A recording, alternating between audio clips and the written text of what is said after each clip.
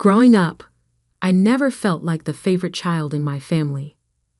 My brother Marcus was the golden boy, the one with the natural business sense, as my father always said. While I worked hard to earn straight A's and perfect SAT scores, Marcus could barely maintain a C average. But somehow that didn't matter. He had charisma, they said. He knew how to talk to people. He would inherit Morrison Industries one day, the company my grandfather built from nothing. I was just Olivia, the quiet one who spent too much time studying. "You should be more like your brother," my mother would say, shaking her head as I pored over my textbooks. "Business isn't about books, it's about personality." But I knew better. I saw how our family company was struggling under my father's outdated leadership. I noticed the declining profits, the mounting debt, the whispers among employees. While Marcus partied his way through business school, I was secretly taking night classes in corporate finance and strategic management. Not that my parents noticed. The day everything changed started like any other Sunday family dinner. I sat at our massive dining table, listening to Marcus boast about his latest business idea, another half-baked scheme that would never work. My father nodded along, completely enraptured, while my mother beamed with pride. Then I noticed the stack of papers my father was trying to hide behind the bread basket. Bills. Lots of them, all stamped with red, final notice warnings. "Dad," I interrupted Marcus's monologue about cryptocurrency investments. "Is everything okay with the company?" The temperature in the room seemed to drop 10 degrees. My father's face darkened. "That's none of your concern, Olivia." But it was my concern, because unlike my parents, I had been watching our family legacy crumble for years. Morrison Industries, once a leader in industrial manufacturing, was hemorrhaging money under my father's mismanagement and my brother's reckless investments. That night, after everyone went to bed, I snuck into my father's home office. What I found confirmed my worst fears. Morrison Industries was $90,000 in debt, with major loans coming due within the week. My parents were about to lose everything my grandfather had built. I had been saving money for years, working consulting jobs on the side while maintaining my boring accounting position. I had plans for that money, dreams of starting my own company. But family comes first, right? The next morning, I transferred every penny I had saved, exactly $90,000, to cover the company's immediate debts. I thought they would be grateful. I thought they would finally see my value. I was wrong. "You did what you had take." My father roared when I showed him the transfer receipts. His face turned an alarming shade of purple. "How dare you interfere in company business?" "I saved the company," I said calmly, though my hands were shaking. Those debts would have bankrupted us by Friday. "Us?" My mother's laugh was cruel. "There is no us in business, Olivia. This is a family company, and you're not part of its future." "But I just gave you everything I had." My voice trailed off as I saw Marcus smirking from the doorway. "Nobody asked you to play hero," he drawled. "Dad and I had everything under control. We were about to close a huge deal next week." I knew he was lying. I had seen the numbers. There was no deal. G-H-T-L-G. My father suddenly screamed, slamming his fist on his desk. "IOUREDEAD2US. How dare you try to make us look incompetent?" "You did that all on your own," I whispered, but they weren't listening. My mother was already calling the security guards. "Escort her out," she ordered coldly, "and make sure she never sets foot in this building again." As the guards led me out of the office building my grandfather had built, I felt something inside me break. But it wasn't my spirit. It was the last thread of loyalty I felt toward my family. They thought they had won. They thought they had put me in my place. They had no idea that I had been preparing for this moment for years. You see, while they were dismissing me as the quiet bookworm, I had been building connections. While they mocked my boring accounting job, I had been learning everything about corporate takeovers. And while they kicked me out of the family business, they didn't realize I had already set in motion a plan that would change everything. That night, as I sat in my small apartment, I made a call to someone I had been carefully cultivating a relationship with for the past year. Harold Bennett, the CEO of Bennett Acquisitions, one of the largest corporate raiders on the East Coast. They kicked you out? Harold's voice was calm, but I could hear the hint of anticipation. Then I suppose it's time to proceed with our plan. Yes, I replied, my voice steady despite the tears drying on my cheeks. Start buying shares. Buy everything you can get. But remember our agreement. When this is over, I want to be CEO. Of course, Harold chuckled. After all, who better to run Morrison Industries than a Morrison? Even if your family is too blind to see your potential. I hung up and walked to my window, looking out at the city lights. In 3 months, Morrison Industries would hold its annual board meeting. In 3 months, my family would learn exactly what their quiet, bookish daughter was capable of. They had no idea what was coming. In the weeks that followed, I watched from afar as my family celebrated their victory over me. My brother posted pictures of himself in father's office, practicing his future CEO pose. My mother hosted lavish dinner parties, bragging about how they had dealt with a troublesome situation. They didn't notice their company's shares being quietly bought up by various shell companies. They didn't see the web I was weaving around them. They were too busy congratulating themselves on putting me in my place. But I noticed everything. I saw their desperate attempts to secure new loans.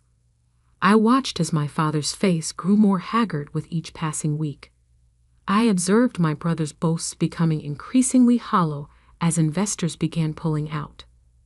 The $90,000 I had given them had bought them a brief reprieve, but without proper management, the company was once again sliding toward disaster, just as I had predicted, just as I had planned. They're getting desperate, Harold informed me during our weekly update. Your father tried to approach our competitors for a merger yesterday. Nobody's interested. Of course they weren't. I had made sure of that. How much longer? I asked, reviewing the latest acquisition reports. 2 more weeks, Harold replied. By then, we'll own 51% of Morrison Industries. You'll have your chance at the board meeting. I smiled, thinking of my father's face when he would realize what was coming. Perfect. As I hung up, my phone buzzed with a text from my mother, the first contact since they'd thrown me out. We're having a family dinner on Sunday. Your father might be willing to forgive you if you apologize. I didn't bother responding. In 2 weeks, they would learn that I wasn't the one who needed forgiveness. The stage was set. The pieces were in motion. All I had to do was wait. And I had become very good at waiting. The morning of the board meeting arrived with a sense of destiny. I stood in my penthouse apartment. Not that my family knew I could afford one, adjusting my tailored black suit. The woman in the mirror looked nothing like the quiet daughter my parents had dismissed.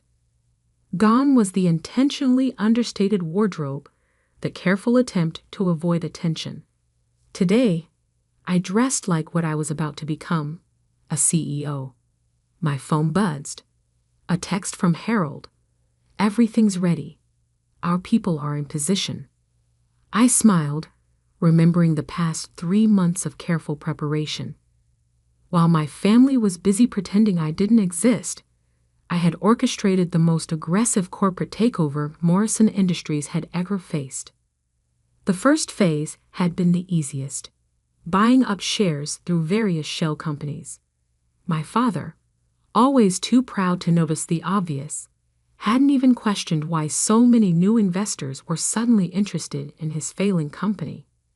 The second phase had been trickier, convincing key board members to support the leadership change.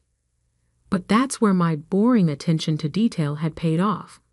I had spent years studying the company's operations, identifying its weaknesses, and developing solutions. When I presented my revival strategy to these board members in private meetings, they had been impressed. More importantly, they had been convinced. "Your father never once showed us numbers like these," one board member had admitted. "He just keeps talking about the good old days and how his son will restore the company's glory." I had smiled politely and added his vote to my growing collection. My phone buzzed again. This time, it was a news alert about Morrison Industries' stock price. It had dropped another 15% overnight. Right on schedule. Amazing what can happen when carefully selected rumors about a company's stability start circulating in the right circles. As my private elevator descended to the garage level, I thought about the last family dinner I had declined to attend. My mother had left a voicemail, her voice syrupy sweet with false concern. "Darling, you're being ridiculous. Your father is willing to let you return to your old position if you just apologize. Marcus even suggested you could assist with his new cryptocurrency division." I had deleted the message without responding. Let them think I was sulking. Let them believe I was nursing my wounded pride in some small apartment, regretting my interference. The reality was so much more satisfying. My driver opened the car door, and I slid into the leather backseat, opening my briefcase to review my notes one last time. The takeover documentation was perfect. Every detail scrutinized, every loophole closed. I had learned from watching my father's mistakes. There would be no last-minute escapes, no clever legal maneuvers to save them. "Ms. Morrison," my driver interrupted my thoughts. "Mr. Bennett called. He's already at the office with the legal team." I nodded, watching the city streets blur past. Harold had played his part perfectly, the aggressive corporate raider making a hostile takeover attempt. My family had been so focused on fighting him, they hadn't noticed the real threat was much closer to home. The Morrison Industries building loomed ahead, 40 stories of glass and steel that my grandfather had built from nothing. I remembered coming here as a child, holding his hand as he showed me around the factory floor. "Remember Olivia?" He had said, "A good leader knows every inch of their business from the ground up." I had remembered. Unlike my father and brother, who view the company as their personal playground, I had spent my summers working in different departments, learning every aspect of the operation. The employees I passed in the lobby nodded respectfully. They remembered me, even if my family had tried to erase my existence. The elevator ride to the executive floor was silent. When the doors opened, I could hear raised voices from the boardroom, my father's distinctive roar cutting through the general chaos. "This is outrageous. Bennett can't do this. We are a family company." I paused outside the boardroom doors, checking my reflection in a nearby window. My suit was immaculate, my makeup perfect, my expression composed. I thought about all the times I had sat quietly at family dinners, listening to Marcus boast about his latest failures while my parents beamed with pride. Never again. Harold met me in the anteroom, his eyes twinkling with anticipation. "They're all inside. Your father's trying to convince the board to reject our offer and take out more loans instead." "Is Marcus still planning to present his cryptocurrency proposal?" Harold chuckled. He's got a whole PowerPoint prepared. Claims it will save the company. I checked my watch. Right on schedule then, shall we? Harold gestured to the doors. After you. It's your show now. I took a deep breath, thinking of my grandfather, of his legacy, of everything my family had nearly destroyed through their arrogance and incompetence. The boardroom doors swung open.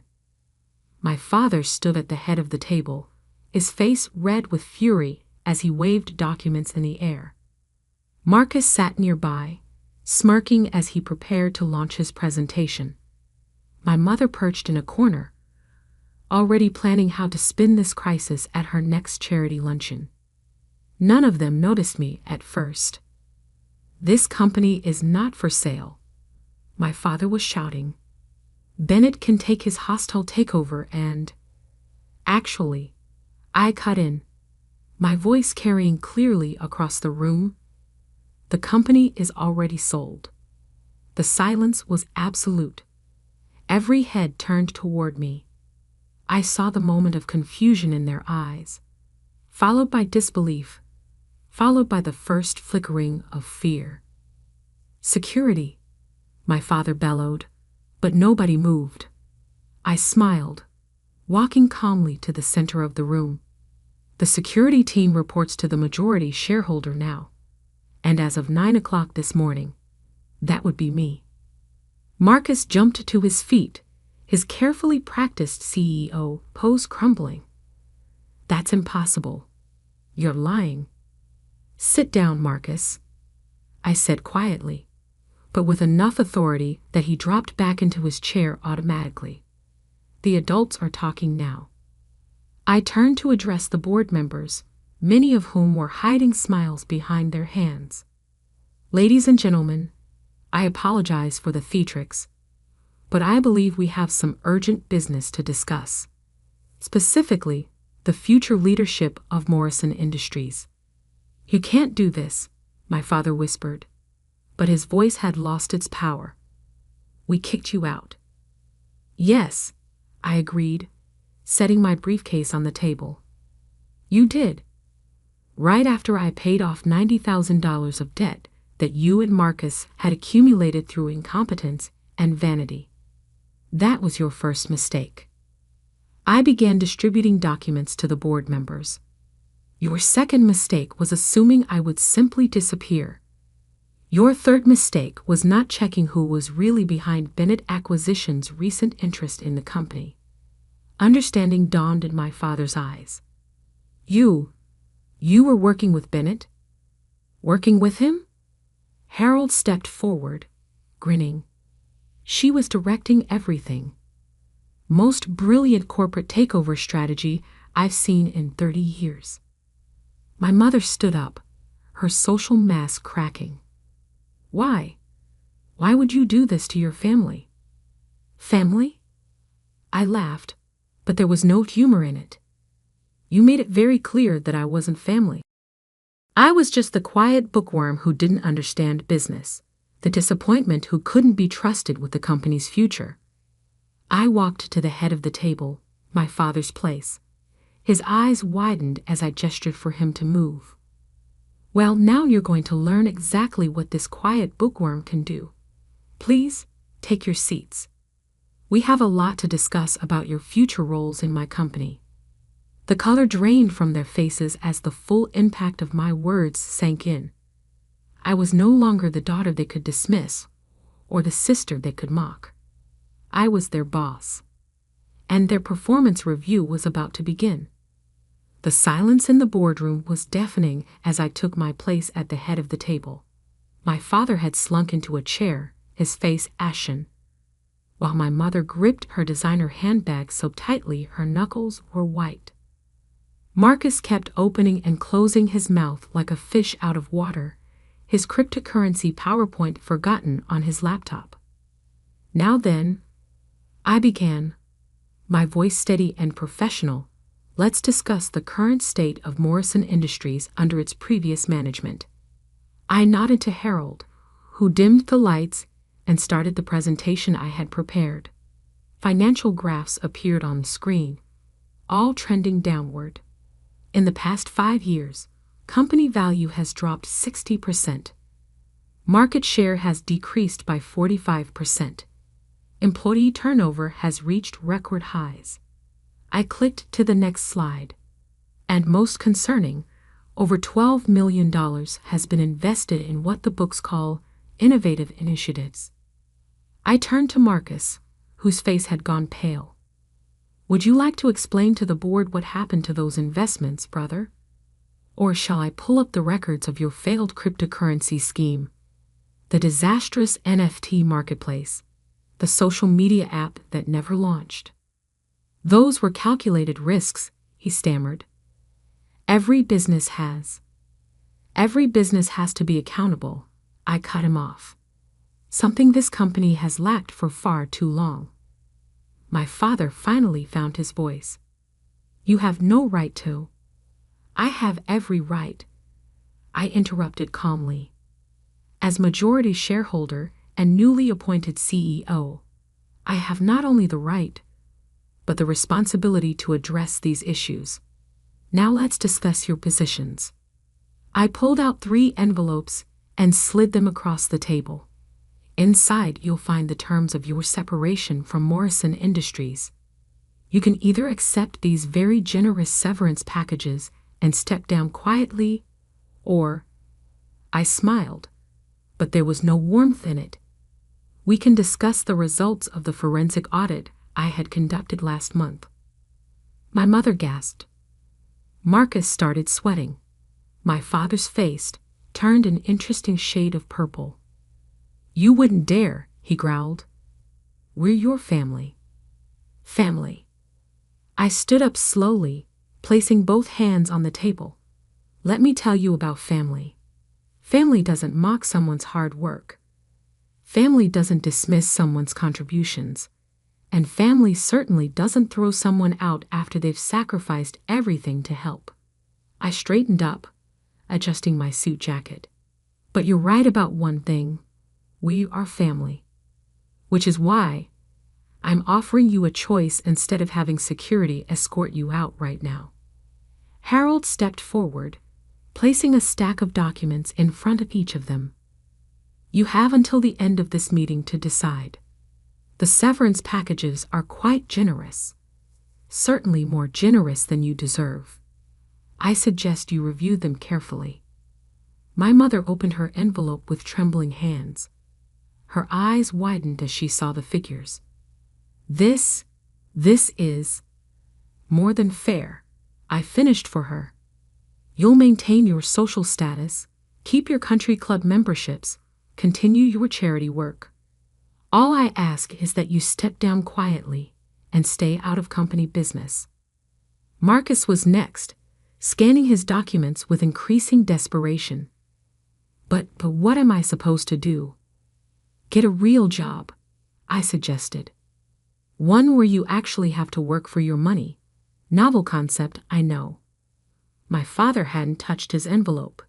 He just sat there, staring at me with a mixture of anger and disbelief. How long? He finally asked. How long have you been planning this? I met his gaze steadily. Since the first time you told me I didn't understand business. Since you dismissed every suggestion I made. Since you decided Marcus was the only one worthy of grandfather's legacy. I pulled out one final document, my grandfather's original business plan for Morrison Industries, written in his careful handwriting. Grandfather knew, I said softly. He saw what you couldn't. Why do you think he spent so much time teaching me about the company? Why do you think he made sure I understood every aspect of the business? My father's face crumpled as realization dawned. He was preparing you. Yes, I nodded. He knew you were too proud to see the company's problems, too stubborn to adapt to changing markets, too blinded by Marcus's empty charm to see the damage he was doing. I opened the business plan to a page I had memorized long ago.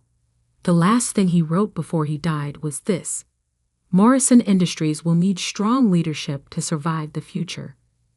Look for the one who understands that success isn't about swagger or showmanship, it's about substance. The board members nodded in approval. They had seen the truth of these words in the detailed revival strategy I had presented them. You have 1 hour to decide, I announced, standing up. Sign the severance agreements or face a very public audit. Your choice. As I walked toward the door, my mother called out, Wait, what about family dinners? Holidays? You can't just. I turned back one last time. I'm not the one who decided money was more important than family. You did that 3 months ago when you threw me out. I'm just better at the game than you are. The next hour passed quickly as I met with department heads, reviewed urgent contracts, and began implementing the changes I had planned for months. Harold kept me updated on my family's deliberations. Your mother signed first, he reported. Marcus followed once he realized his trust fund would be frozen if he didn't. Your father is being stubborn, I finished. Give him 10 more minutes. 9 minutes later, my father's signature appeared on the documents. It was done. Morrison Industries was mine.